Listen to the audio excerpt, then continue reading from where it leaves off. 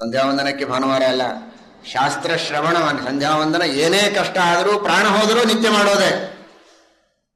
ಆದರೆ ಶಾಸ್ತ್ರದ ಶ್ರವಣವನ್ನ ನಿತ್ಯ ಮಾಡಲೇಬೇಕು. ಕೊನೆ ಪಕ್ಷ ವಾರಕ್ಕೊಂದು ದಿನ ಆದರೂ ನಾನು ಶ್ರವಣ ಮಾಡುತ್ತೇನೆ ಎನ್ನುವ ಸಂಕಲ್ಪ ಮಾಡಿ. ಸ್ತ್ರೀಯರಾಗಲಿ ಪುರುಷರಾಗಲಿ ನೀವು ಮಾಡುವುದಷ್ಟೇ ಅಲ್ಲ, ಪ್ರಾಯ ಇಲ್ಲಿ ಬಂದವರು ಮುಖ ನೋಡಿದರೆ ನನಗನಿಸ್ತಾ ಇರೋದು ಎಲ್ಲರೂ ಬಹಳ ಧಾರ್ಮಿಕರೇ ಇಲ್ಲಿ ಬಂದಿದ್ದೀರಿ.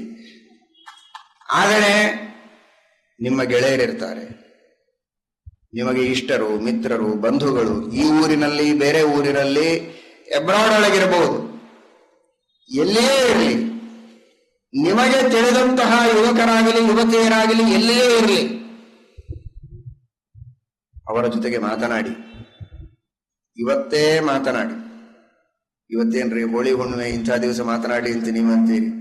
ಇವತ್ತೇ ಮಾತನಾಡಿ.